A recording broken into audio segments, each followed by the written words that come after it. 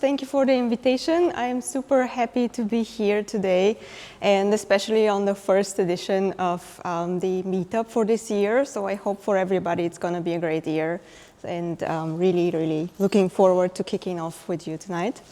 So my topic is community-driven learning, and this is something that I want to talk to you about, what we do at work, what we have experienced. We gathered some experience over some years, and I am really looking forward to sharing my thoughts with you. Before I start, I want to shout out to something that I really hold dear. So this is a pattern conference. So why I'm shouting this out is what I'm doing is something that I share with other colleagues on a conference, which is called Europace. This is a patterns conference. So maybe somebody of you who has heard about this book, who knows this book? So it's kind of familiar book. And 30 years ago, one of the authors of this book, Ralph Johnson, with some other people, they created a community around patterns, around initially software patterns. Now it's a little bit broader, but still quite a unique community. And this is a conference where don't expect to find a talk. Don't expect for someone to be on a stage and present. It is a conference where it's about writing, giving each other feedback. It's a very unique setting. And the experience is very unique because in order to give each other useful feedback, you need to forge some connections. So we do a lot of community building within the event where people actually get to know each other within hours. And this is the only conference I've been to where you don't have a name tag because you don't need one. We know each other. So even for a newcomer, it's extremely fast to get to know people and get orientation. If you want to join, there is 2 weeks until the actual deadline extension that we're going to have this year. So if you want to still submit somehow you're interested, talk to me about it later, and you can visit here our website. All right, so this was the disclaimer. And now to the topic. I want to try this, so let's see. I have prepared a Slido. So you can either use the Slido. I think for this question, it's actually nicer to use the Slido so we can see the live results. But other questions are probably easier if you speak up.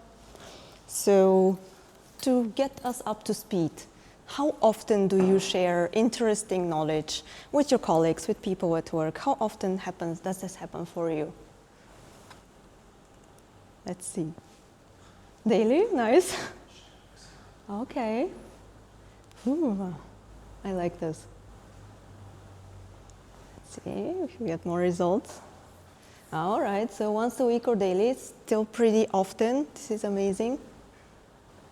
Okay, so prevalence for once a week. Let's see, this is hard. This is a tie, I'd say.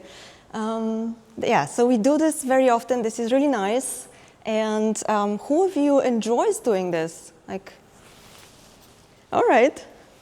And who of you enjoys going and learning new things in, let's say, a classroom setting, in a standard classroom setting training?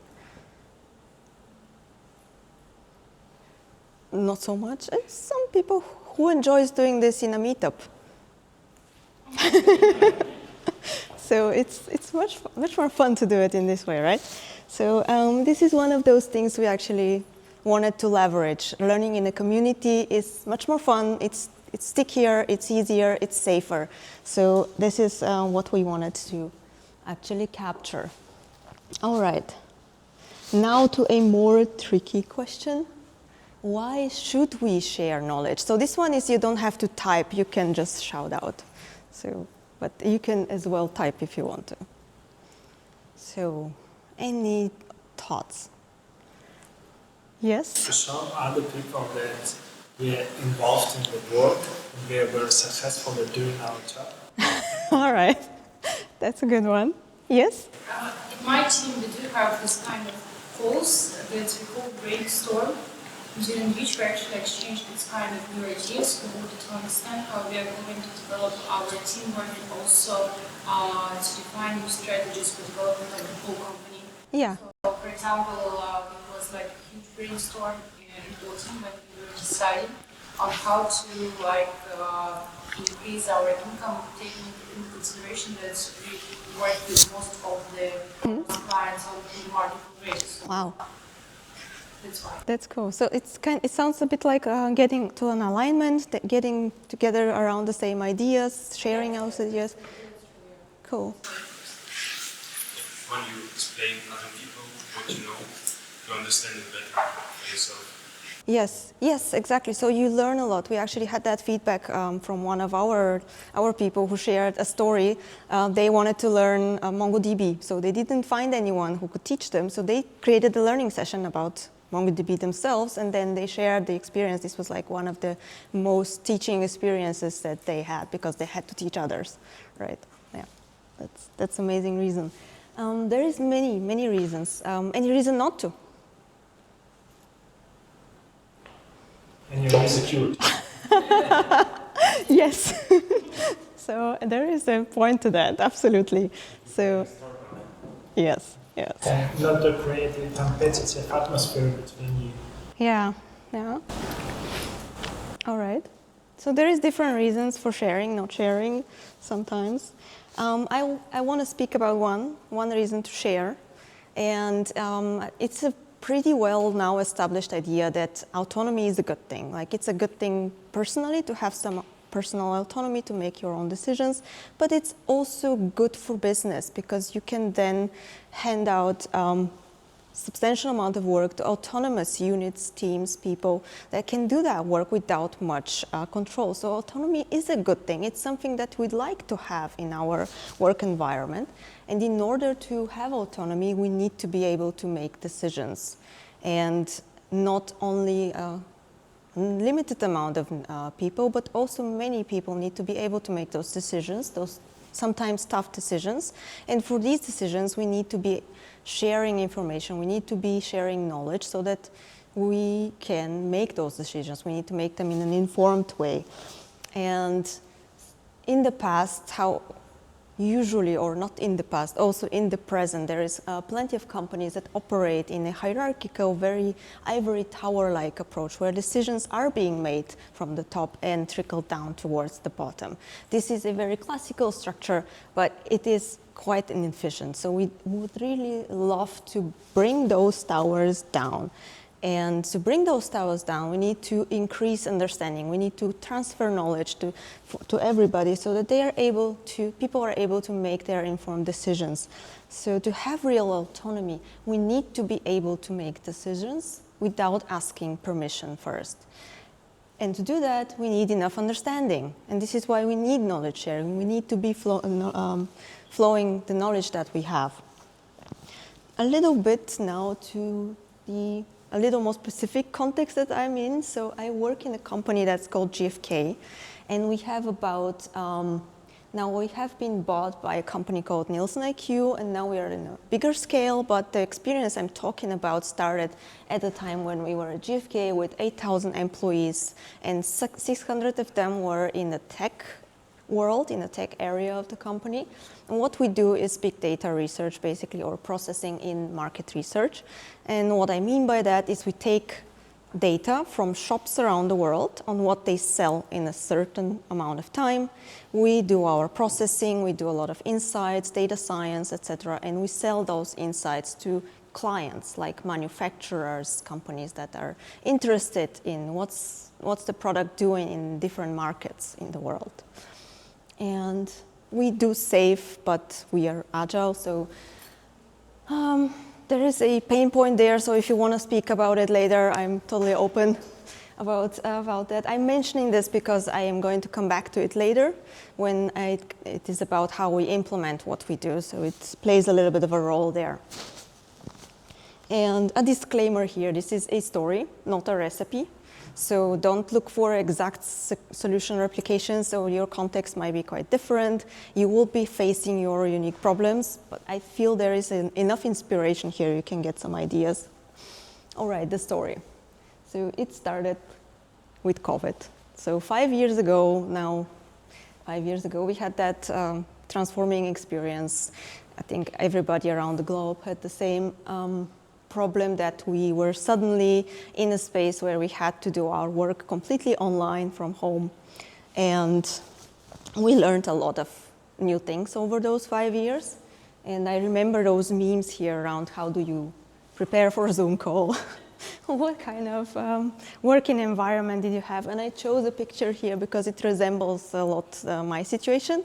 So it's not exactly how it looked like. I was in a room without a window, typical situation, the same chair, not that many pizza boxes, a lot of chaos. So we tried to navigate this new reality. And what ended up happening often is we were sitting in this type of call. So we are 2, 3 people, maybe even more, and we try to talk to each other and we only see letters. Or back then we didn't use avatars because like 2/3 of the company have not set up their avatars. Like now it's different, but back then we only had like this kind of picture. And we tried to do work. And in one of those calls, I'm sitting together with our senior architect and another architect, software architect, and we talk about this agile transformation we are going through. Like I'm an agile coach, so we talk about this type of stuff a lot. So we talk about roles, new behaviors. What does it mean to be a servant leader? What does it mean to enable others to do work? What does it mean for teams to be self-organizing? What does it really mean in a day-to-day basis in terms of how do we speak in a meeting? Like who speaks first? Or stuff like that, like small things on a really ABC level. How do we behave differently so that we induce these type of behaviors that we want? And one of those big topics is, well, knowledge sharing. Like how do I share my special knowledge that I have obtained over years and years and years of work with so many other people so that they can make similar style decisions that I would make? Like, how do I do that? And now effectively in this environment. I don't see anybody like giving me any feedback about do they understand me? Do they actually hear me? Do they know what I'm talking about? Back then we didn't have breakout rooms, so I don't know how to do that. We didn't have Miro, so how do I actually bring everybody to the same visual space? And a lot of obstacles. So talking about obstacles, let's have a question again. So what keeps you from sharing your knowledge? Like what are your obstacles that you've encountered? Not just digital, any kind.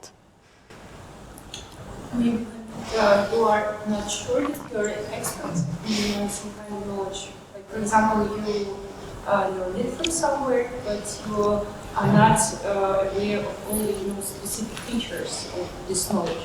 Yeah. You don't know how relevant this thing that you learned is really to the rest of the people, right?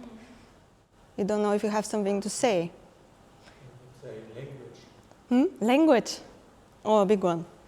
So I worked back then with a lot of people from Bulgaria. And I am from Bulgaria, so we had a working relationship with the Bulgarian colleagues. And a lot of the problem for them to share their knowledge is they were not as secure in English that they wanted to be, so that they would present their knowledge to a wider audience. So this is truly a problem. Anyone else? Sometimes probably a necessity of doing this, because we can be sure that people really need these knowledges, right? Yeah, absolutely. Yes? You don't have enough time. Yeah, not enough time, right? Features. Yeah, clients need. Things like NDAs. NDAs, yeah, all right. That's true. I have a different perspective on that. Sometimes you try once and twice, but you don't feel any traction from the team on following up or adopting any suggestion. You feel disencouraged to do it a third or fourth time because people don't seem to enjoy it. Yes, exactly. Now, this is a big one. The reasons behind that can be many. Either the technology is not interesting or because they're still coding while attending the talk. Yeah. Yeah, it happens all the time. They're attending meetings, do not participate, and still coding the task. So there is no sense to have a meeting. Yeah. That happens. Ego as well. Ego. Pretend that you already know something. Right, yeah. There is a lot, a lot to unpack here. All right, so let me tell you about some of our bottlenecks. So one, I think we would touch here, I don't think we touched on it so much, but let's imagine a situation like we have at work, for example, at my place. We are divided in different teams. No, my teams are not that small, it's just for the sake of the picture. So we have, let's say, 3 teams, and they work in different subdomains. Like they do work in an area that's related, but they work in different parts, so they are sort of separate. So one of those issues that we face is domain expertise, or any expertise, is hard to see, because it's fairly easy to know that there is a person there who is a Python expert, or another one that's a novice. That's usually visible through the levels in people have in an organization. But where it becomes trickier is when you start mixing this up with the domain knowledge acquired. So, for example, there is somebody here in that team that is very proficient about how do we process CSV files at scale within our domain. How do we do this in Python? But how do you know this from outside? If you're not in this team, how would you know this? You have to spend effort in order to make that visible, or you have to know people very well in the company, so you have to be incredibly connected. So there is a lot of knowledge that's sitting in different places where we don't know about it, and we don't even see it. This was one problem that we saw pretty quickly. Another problem is you might have guessed you are not probably employed to be a trainer in your work. You are employed to do some programming work, different style works, but you're not typically a trainer. So you lack those initial skills, you have to learn it. So we're not born trainers and knowledge sharers. We need to learn a few skills in order to do that. And people do have an anxiety around this, especially at work, where we need to present ourselves as well, not just to be there and do the work, but we also need to have a face, let's say. In many places at work, it's like that. And typically, the time problem. So there is always something more important than doing this learning and sharing. And so technically, you can say the flow of knowledge is blocked. So in a situation like that, given those at least 3 blockages, we know that knowledge is not going to be flowing very efficiently. And if we remember that picture, it is similar to the hierarchy ivory towers, but just for knowledge. And it's even invisible because we don't really know who holds which knowledge. We see the hierarchy in our org chart, but we don't see the knowledge spread around the company really very well. So we want to break those towers as well. And now, how do we break them? So I'm going to bother you with a little bit more theory, so sorry, before we come to the actual practice. The inspiration came from really looking into not just what blocks learning, but what actually does learning even happen even though it's blocked. And that's how you know it's important, and that's how you know you can improve it. So this is how we basically got the inspiration. Let's see, really, does learning and knowledge sharing happen? And it does happen, yes, absolutely, because you need to do that in order to do your work, right? And we just saw a few examples of our inefficiencies of learning in those type of silos. So first problem you could have is, let's say there is 2 trainings happening at different times, same topic, same person, so it seems that, oh, today it's these 5 people that need to know about it, tomorrow it's those 6 people that need to know it. So it's a little bit unpredictable, or it's not hard to predict really, but it's in the ad hoc environment, it would happen that there will be like inefficiencies that you can remedy. Second problem, similar, same training, different people, completely different teams. So you do the same training twice, but those people could collaborate, right? They could actually get together, share the burden, create, learn from each other, profit from their strengths. Somebody is good in delivery, the other one is good in making exercises, so why don't you just get them together to do this training. So if you had more visibility, you would be able to see this.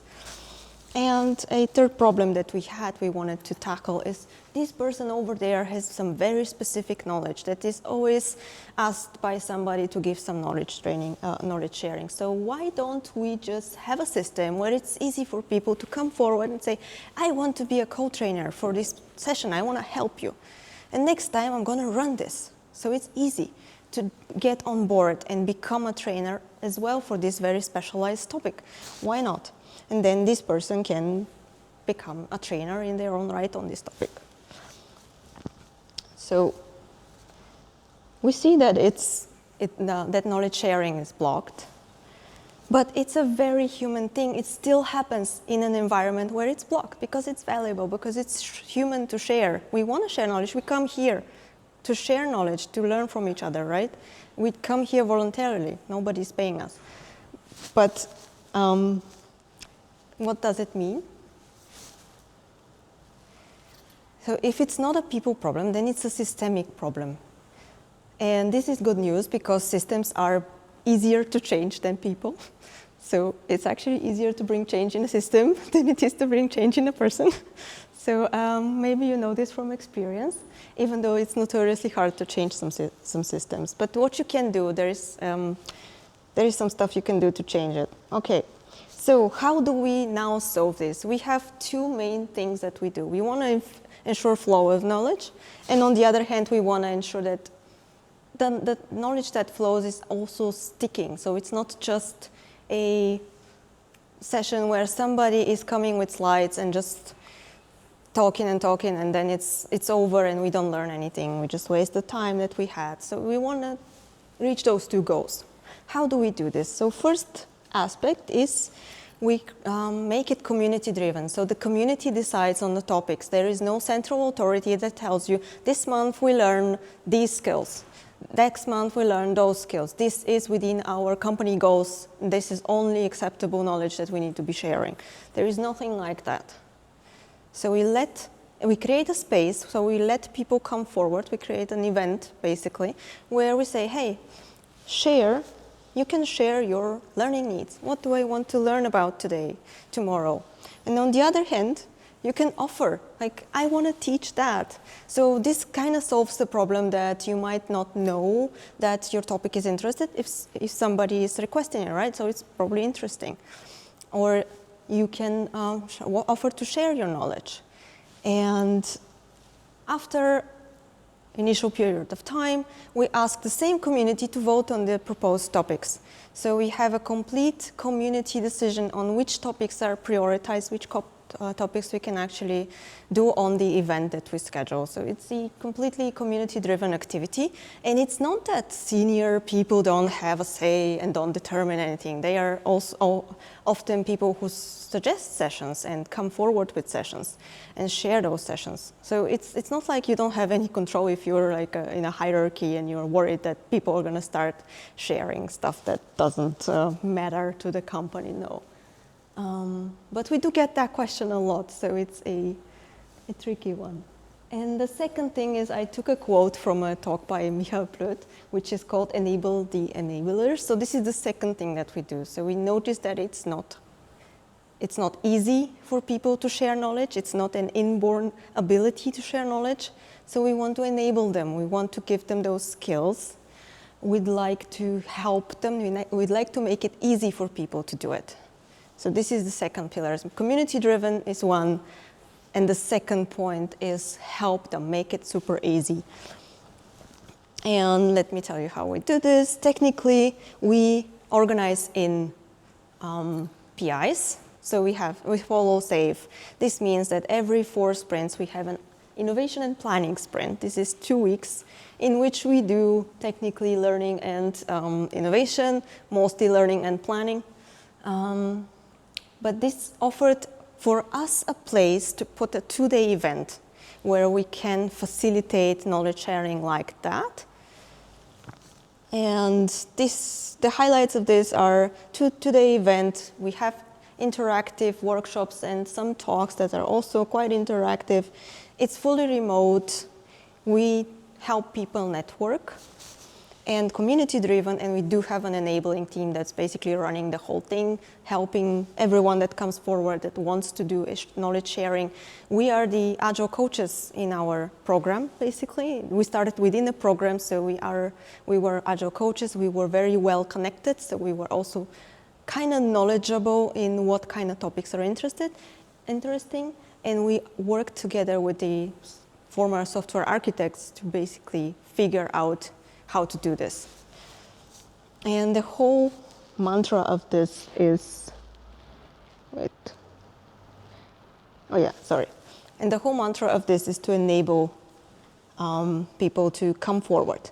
So quickly, how it works is about 2 weeks of topic proposals, then we have the voting, then we have the scheduling, the registration period, and the event days, and very importantly, at the end, every session gets a lot of feedback.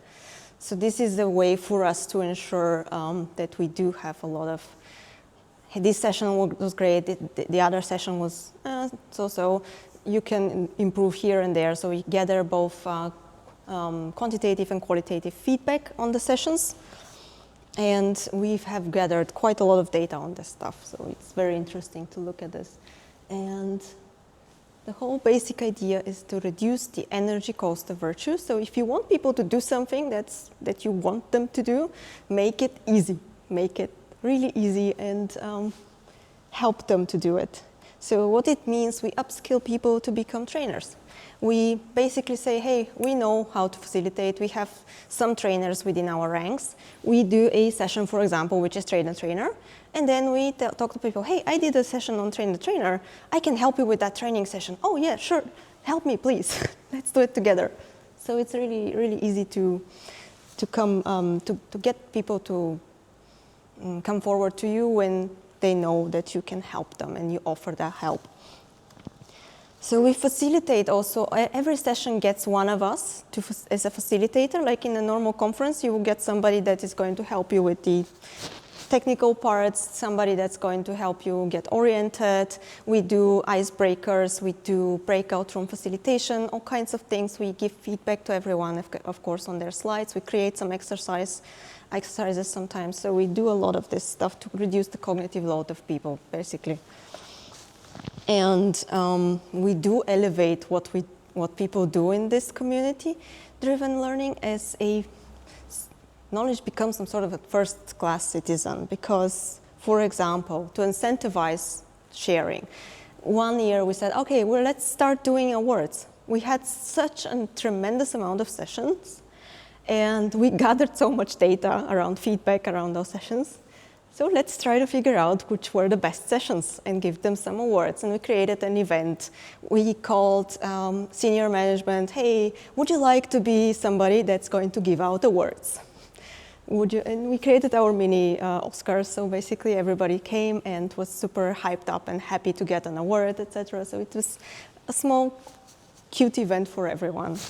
So what we did as well was we invited some of our stakeholders, of our senior management, to give a 20-minute keynote for every event in the beginning of the event. So let's talk about learning, why learning is important, we value learning, etc. So this kind of message was broadcasted in every event that we had from senior management so that everybody knows this is actually valued.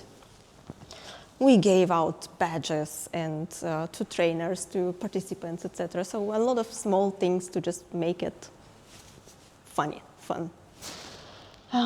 So we thought about one more thing. Do you do this? What do you think? No? Definitely not. Yes, I'm in the right group. Why not? Because it creates more pressure Yeah. for employees. And usually it doesn't provide more successful work for them. They just pretending to care more and more of friction with targets, Yeah. not thinking especially of the tasks. Yeah, it becomes a chore. It becomes something you have to do because you're forced to, because your yearly goal states that you don't get any promotions, any way forward if you don't do it. This is too much pressure. This is going to kill this grassroots feel of this event and your initiative. So we decided, even though it's efficient, like you will get people to come forward with sessions with that, right? But you want to kill your initiative if you do it, really. So, but however, there's often people who do it anyhow, so they come forward all the time. I mean, that's a consideration. Why not award them? Why not? So you can do it, but we wouldn't recommend to just blanket, okay, everybody gets a goal around knowledge sharing. It's not a good thing. And one more thing, we are a team. We are an actual team. We have a mission and vision. So we do come up with what is really our mission, like what do we want to achieve with this initiative. And this helps us with decisions like that one. Do we recommend this or not? Does it fit to what we want to achieve? And definitely no. So this is very important to us. And we do have a backlog of tasks. We do continuous improvement, so we meet and talk about what can we do better next time, etc. So we are a small five people team and dedicated. Some learnings here. We didn't start off as a team. We started off as rotating people. So this was not a good option. So you wouldn't want to have different people organizing this every time very much, because you have to explain it every time. You have to transfer the vision every time, and people will not own it. People will not put their heart in this because it's just another tick on their checklist. And that's why it was much, much better for us to be a team that does this, that really thinks about how can we enable people to come forward, how can we solve that problem that people are not volunteering very often. It's time intensive, so it takes time. You have to really invest. You cannot do it only like as an afterthought. Communication channels, super important. So especially when you start, you cannot expect to tell people, hey, we're doing this, let's do it, and then they come. This is not going to happen. So you need to really tell people what's happening, explain in multiple channels, multiple ways, etc. So it's very, very interesting. And then scaling, I'm going to talk about it a little later. So first, one big problem is that the first time it's easy. Does anyone know what is this? It's my interpretation of something. Yeah, okay. It's not that far off. So this is my try on drawing this curve. So this is basically when something is new, everybody gets very excited about it and it's like, oh, we want to be on board, we want to take a look. And there is a lot of submissions, a lot of people come in, etc. And then there is a place after 1 or 2, 3 events where it starts to tip off and you are like, okay, there is not so many people coming anymore. There is almost no interest. Why? What's going on? What are the blockages? And that's when you start really to work on stuff like, okay, why people come here? What's important to them? How can we make it easier? So this is actually not the first event is the hard part. The third event is the hard part where you really need to see how it works. And what about scale? How do we actually scale it? So initially we were one program, then we introduced it into other programs, later on to the whole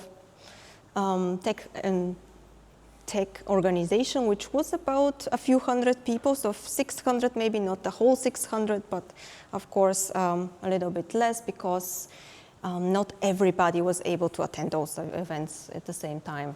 So we did think about, okay, if we cannot extend it absolutely globally, it's actually nicer to extend it in a way that's replicating it in different programs. So you don't want to necessarily do the whole one thing for the whole company, not necessarily. You can, but not necessarily. You could have everybody have their local thing. So this works as well. And one big question that we're getting lately is how do you ensure quality of those sessions? Does anyone have an opinion on that? Measure it? Yeah, all right. Other? Yes? That's very good. That's really nice. Yes, this is exactly how we do it. So we build it in, and we build it in the feedback. We build it in the system that we have to support people to come forward. So we build it in with very small things, and it's also not a you have to create the perfect knowledge sharing session. No. You are allowed to create a session which is not okay, perfect, because you learn. This is a space for us to learn. So the trainer is also learning how to share their knowledge effectively. This is also okay. And honestly, we've done over 100 sessions, and most of those sessions have very high ratings. There is, of course, a few which are not always very highly rated, but in the amount that we've seen of sessions, it's really, I would say, quite well what we've done so far, what we've seen so far, especially also the relevance. So many people are very worried about, is what people are going to be proposing relevant to what we do? And after those years of doing this, I have not seen one single topic that was not relevant to our business. Nobody has come up with NFTs, blockchain, whatever. So it's really relevant to our business. So I think somebody said that if you're doing widgets, a company about widgets, so 90% of your talks will be about widgets. So this is what people do, and where people create interesting knowledge. And one of those things is that over time the community creates some sort of awareness of what is actually a good session. And because everybody has attended one, people teach each other basically also what a good session is, and it becomes a standard. So this is a interesting phenomenon. And another thing that was mentioned is what I know really useful to others? Is it really? And by creating the visibility over the sessions, this is something that you can actually overcome over time, because when you see there is like 100 sessions already and you see the topics, right? And you can gauge your own topic, especially towards those. Of course, we do a lot more into like, hey, your topic is interesting, why don't you share it? And it took about a year until I've heard just people randomly talking about something they learned about, and then saying, hey, let's do a We Innovate session. Our event is called We Innovate. Let's do a We Innovate session on this. It took about a year until people actually started, oh, there is this event, we can bring this forward to. So this is a big learning for us, that it wasn't something that people would come up initially on their own. And some numbers, these are from 23. So this is the number of workshops, trainers, etc. that we did. So we kept track of these numbers. We had some steady participant numbers as well in 23. 24 was, I haven't prepared the stats yet for 24, and we're working now in 25 to change the format so that it actually fits better into the newer organization of our company, because we are, as I said earlier, we're merging, we are bigger, so there is a lot of things to overcome. And so we do this basically in the end to remind, we want to do it in order to break those towers, to spread the knowledge, to let the knowledge flow within our company and basically collaborate, have more autonomy over what we do, make those decisions that we need to make. And that's it basically. If you want to leave me feedback, I will be very grateful. There is a link over there. So thank you so much. And questions? Thank you.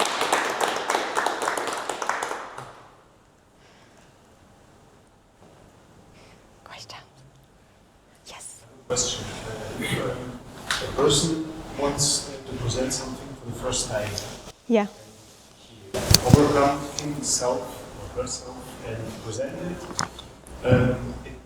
and receive maybe not so good feedback because it's the first time for this person, where she makes mistakes or is not so confident, and it can be really intimidating for the person. How do you overcome this or help this person to overcome it? Yes. To stay on that. A good question. So this is something that we need to talk about with the person themselves. So we do a retro session usually. Not every event, but every other event we do a retro session. So we invite trainers as well to talk about things. And sometimes, usually the person that's supporting the session has a recap in the end. Something like a, hey, let's talk about your session. How did you like it? I have like casual conversations with everyone. So if somebody gets feedback that is problematic, and I see also myself, for example, because I'm in the session usually, that there were some problems. I try to talk to this person, we reflect about it. So it's always with the idea about this is not meant to be a perfect session. It is about learning, and you're learning too. So now you're learning to make this session better. You got really great experience. Next time it's going to be better. You're going to learn. It's not something that is inborn. We try to help people with that. So it's up to this enabling structure to take this on and really help people there.